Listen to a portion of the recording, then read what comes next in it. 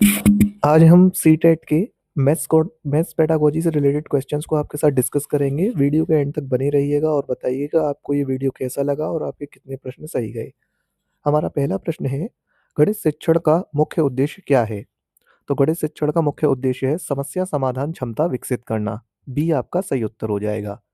अगला प्रश्न है, एनसीएफ 2005 के अनुसार गणित गणित शिक्षण में क्या अधिक महत्वपूर्ण है? तो इसका सही उत्तर हो जाएगा भयमुक्त वातावरण। हमारा प्रश्न है तीसरा, रचनावादी दृष्टिकोण में शिक्षक की भूमिका क्या होती है? तो शिक्षक की भूमिका होती है एक मार्गदर्शक की। अगला प्रश्न है हमारा, प्राथमिक स्तर पर गणित सिखाने का सर्वोत्तम तरीका कौन सा है? तो प्राथमिक स्तर पर गणित सिखाने का सर्वोत्तम तरीका है गणित आधारित शिक्षण। प्रश्न नंबर 5, गणित में गलती को कैसे देखा जाता है? तो गणित में गलती को देखा जाता है सीखने के अवसर के रूप में। बी हमारा सही उत्तर हो जाएगा। प्रश्न नंबर 6, गणित में समस्या समाधान का पहला चरण क्या है? तो गणित में समस्या समाधान का जो पहला चरण है वो है समस्या को समझना। पहले समस्या को समझा जाएगा। बी इसका सही उत्तर हो जाएगा। प्रश्न नंबर 7, निम्न में से कौन सा गणितीय कौशल है? तो निम्न में से कौन सा गणितीय कौशल है? तो तर्क शक्ति हमारा गणितीय कौशल है। तर्क शक्ति हमारा गणितीय कौशल है। प्रश्न नंबर 8, गणित में भाषा की भूमिका क्या है? तो गणित में भाषा की भूमिका है महत्वपूर्ण। प्रश्न नंबर 9, बच्चे गणित से डरते हैं, इसका मुख्य कारण क्या है? तो इसका सही उत्तर हो जाएगा रटंत शिक्षण। अगर रटंत शिक्षण होगा तो इसलिए बच्चे उससे डरेंगे क्योंकि उनके समझ में नहीं आएगा। अगला प्रश्न है हमारा प्रश्न 10, गणित में मूल्यांकन का उद्देश्य क्या है? तो गणित में मूल्यांकन का उद्देश्य है सीखने में सुधार। प्रश्न नंबर 11, निम्न में से कौन सा शिक्षण सहायक गणित के लिए उपयुक्त है? तो इसका सही उत्तर हो जाएगा सभी।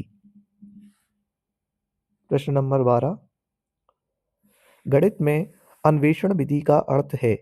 तो गणित में अन्वेषण विधि का अर्थ होता है स्वयं खोज करना, अन्वेषण का मतलब।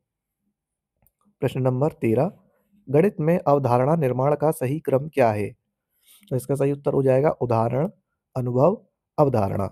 बी इसका सही उत्तर होगा। प्रश्न नंबर 14, गणित में खेलों का उपयोग क्यों किया जाता है? तो गणित में खेलों का उपयोग किया जाता है रुचि बढ़ाने के लिए। बी इसका सही उत्तर हो जाएगा। प्रश्न 15, गणित में अमूर्त से मूर्त की ओर जाना चाहिए या मूर्त से अमूर्त? तो हमको कैसे चलना चाहिए गणित में? हमको चलना चाहिए मूर्त से अमूर्त की तरफ। पहले वस्तुओं की पहचान हो और फिर उसके बाद बताया जाए कि ऐसा मानो वैसा मानो। ठीक है, तो मूर्त से अमूर्त की तरफ। प्रश्न 16, सीटेट के अनुसार गणित शिक्षक को क्या होना चाहिए? तो गणित शिक्षक को होना चाहिए सहायक, बच्चे की सहायता करने वाला। प्रश्न 17, गणित में सहकर्मी अधिगम का अर्थ है? तो सहकर्मी अधिगम का अर्थ होता है छात्र छात्र सीखे। बच्चा और बच्चा, जैसे बच्चे और बच्चे बैठ के क्या करें, आपस में सीखें। प्रश्न नंबर 18, गणित में खुली समस्या का लाभ क्या है? तो गणित में खुली समस्या का लाभ क्या है? अनेक समाधान।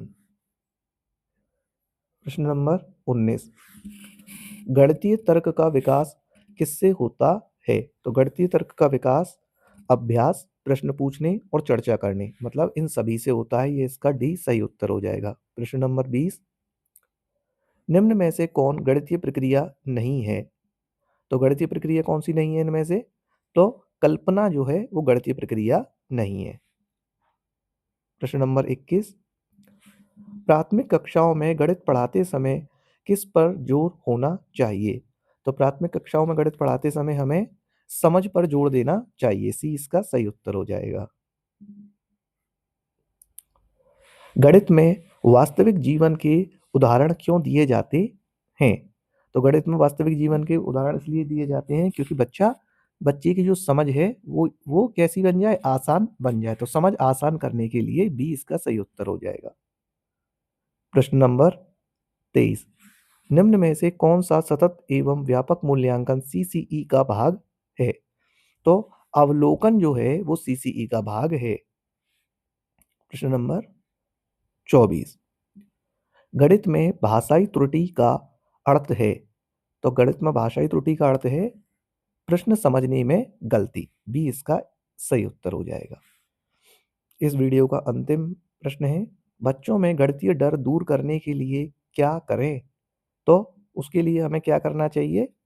उसके लिए हमें उसे प्रोत्साहित करना चाहिए, प्रोत्साहन देना चाहिए। ये इस वीडियो के 25 क्वेश्चन थे और 25 क्वेश्चन हम अगले पार्ट में लेकर आएँगे। 26 से लेके 50 तक क्वेश्चन हम अगले पार्ट में लेकर आएँगे। हमें वीडियो में ज़रूर बताइएगा कि आपको कैसा लगा।